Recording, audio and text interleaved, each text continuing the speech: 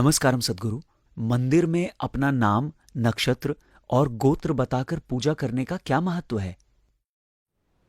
ये चीजें बहुत महत्वपूर्ण थी जब देवताओं को एक खास तरह से बनाया जाता था। जब मैं कहता हूं कि देवताओं को एक खास तरीके से बनाया जाता था, देखिए ये सब एक बड़ी खिचड़ी बन गया है। ये एक बड़ी खिचड़ी बन गया है क्योंकि इस संस्कृति को जीवन की अभूतपूर्ण जटिलताओं को समझकर बनाया गया था। लेकिन वे साधन और संस्थाएं जिन्हें इसे एक पीढ़ी से दूसरी पीढ़ी तक पहुंचाना था, वे पिछले 1800 सालों में बाहरी हमलों वगैरह की वजह से बुरी तरह से बिखर गए। like that. Otherwise, this is a very sophisticated science. वरना ये एक काफी प्रभावशाली विज्ञान है। उन दिनों हर आदमी हर मंदिर में नहीं जाता था। कुछ मंदिर थे जो सभी की भलाई के लिए थे, वहां हर कोई जाता था। लेकिन किसी खास वजह के लिए लोग अपने कुल देवता के पास ही जाते थे। यहां तक कि आज भी उनके अवशेष मिलते हैं। लोग वहां जाते हैं, लेकिन हो सकता है कि यह देवता अब वैज्ञानिक समझ के आधार पर न बनाए गए हों।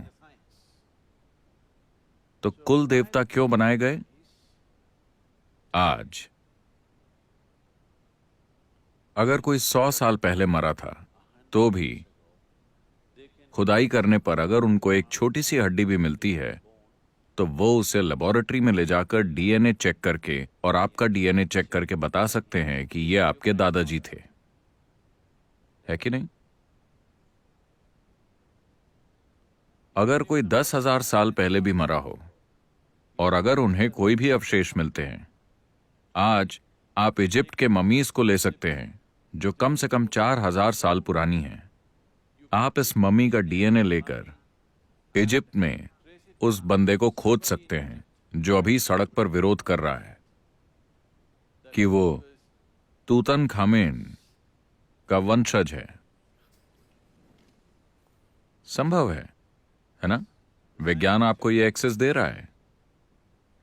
इसी तरह हमने पहचाना। आपको समझना चाहिए कि यह तभी उपयुक्त है जब बाकी सारी चीजें भी बरकरार हों। हरियाणा में खाप पंचायतों को लेकर काफी स्ट्रगल चल रहा है, क्योंकि वो कह रहे हैं कि कजिन भाई बहनों को आपस में शादी नहीं करनी चाहिए, यह धर्म के खिलाफ है। मुझे नहीं पता कि वो जागरूक हैं या नहीं, कि वो क्यों विरोध कर रहे हैं, लेकिन अगर वो वास्तव में जागरूक हैं तो आपको इसका आदर करना होगा। वो शायद इसीलिए विरोध कर रहे हैं क्योंकि आप नियमों को तोड़ रहे हैं, लेकिन मूल रूप से ऐसा इसीलिए किया गया क्योंकि उन्होंने जेनेटिक ट्रैक संभाल कर रखा था। बहुत पीछे तक, हजारों साल तक उन्होंने अपने ही तरीके से जेनेटिक ट्रैक बरकरार रखा। कभी आपस में नहीं मिलाया, ना कुछ ऐसा किया जिससे ये ट्रैक डिस्टर्ब हो, ताकि वंश में अच्छे बच्चे पैदा हों। इतना ही नहीं, आप एक ऐसी शक्ति बनाते हैं जो इस ट्रैक के साथ साथ चलेगी। जरूरी नहीं है कि आपके कुल का हर व्यक्ति मंदिर जाए। आप जाइए और प्रार्थना कीजिए, इसका लाभ सबको मिलेगा क्योंकि हम सभी आपस में जुड़े हुए हैं। आने वाले समय में मेडिकल साइंस में भी ऐसा होगा।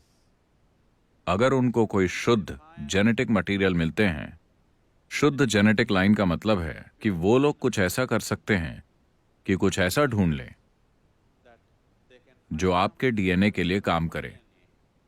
उसे बस हवा में स्प्रे कीजिए। जिन भी व्यक्तियों का डीएनए उस तरह का होगा, उन्हें तुरंत फायदा होगा। अभी वे लोग कह रहे हैं कि एशियंस का डीएनए एक तरह का है और उन्हें आसानी से डायबिटीज हो जाती है। अमेरिकन्स का डीएनए ऐसा है, उन्हें कुछ और हो जाता है। क्या वो ऐसा नहीं कह रहे? तो अगर आप बस एक सप्लीमेंट डाल दें एशियन या अमेरिकन या यूरोपियन लोगों के भोजन में, तो आप लोगों की जीवन शैली बदल सकते हैं। ऐसा हुआ भी है। यूनाइटेड स्टेट्स में ऐसा हुआ है कि उन्होंने कुछ चीजें अपने ब्रेड बनाने और बाकी कई सामग्रियों में डाली। कई बीमारियां जिनसे वो 40-50 के दशक में पीड़ित थे, वो अब खत्म हो गई हैं क्योंकि लोगों का डीएनए वैसा है और उनका इलाज कर दिया गया उनके जाने बिना। आज की जनरेशन को ये पता भी नहीं है, लेकिन ये उनकी ब्रेड का हिस्सा है। वो कुछ चीजें खा रहे हैं और कुछ चीजों का अपने आप इलाज हो रहा है। उदाहरण के लिए 50 के दशक में यूनाइटेड स्टेट्स में बड़ी संख्या में लोग डायबिटीज से ग्रस्त थे, जो कि अभी भारत में हो रहा है। उन्होंने पाया कि D3 विटामिन अगर इसे उन लोगों के खाने में डाला जाए तो उनकी डायबिटीज ठीक हो जाएगी। उन्होंने D3 विटामिन ब्रेड में डाला और अमेरिका में काफी लोगों की डायबिटीज ठीक हो गई। अब ये हमारे पास आ रही है। लेकिन अगर हम D3 खाते हैं तो ये हमारे एशियन जेनेटिक्स के लिए उसी तरह से काम नहीं करेगा। हमें कुछ और ढूंढना होगा। हम आपको बता सकते हैं कि आपको क्या खाना चाहिए। तो उन्होंने इसे समझा और इस जेनेटिक लाइन को सख्ती से बनाए रखा और एक शक्ति के स्रोत की स्थापना की इस विशेष DNA के लिए, इस विशेष प्रकार के जेनेटिक ट्रेंड के लिए। और जब वे वहां जाते हैं तो वो ऊपर बैठे किसी भगवान से ये सब नहीं कह रहे। वे बस ये रजिस्टर करा रहे हैं कि ये मैं हूं, मैं इस वंश से हूं, ये मेरा गोत्र है, ये मेरा नक्षत्र है, ये मेरा कुल है। मतलब मैं अपना DNA मटेरियल रजिस्टर करा रहा हूं। ये मेरा DNA है, मेरी मदद कीजिए। ये सबसे वैज्ञानिक तरीका है। विज्ञान जो खराब हो गया, टेक्नोलॉजी सही तरीके से ट्रांसफर नहीं हुई, आज ये सब खिचड़ी बन गया है। इसलिए ये अब पहले जैसे काम नहीं करेगा। अगर उन्होंने जेनेटिक लाइंस को बनाए रखा होता तो वो उसी तरह से काम करता। लेकिन अभी आपको पड़ोस की लड़की से प्यार हो गया, वो कोई भी हो सकती है। आपकी पसंद उन चीजों को बनाए रखने से ज्यादा अहम हो गई है।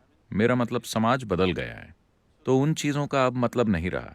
लेकिन जब चीजें सही तरह से बरकरार थीं तो इसका महत्व था। यह जीवन की एक बेहतरीन समझ थी, जेनेटिक्स की और उसके काम करने के तरीके की एक बेहतरीन समझ।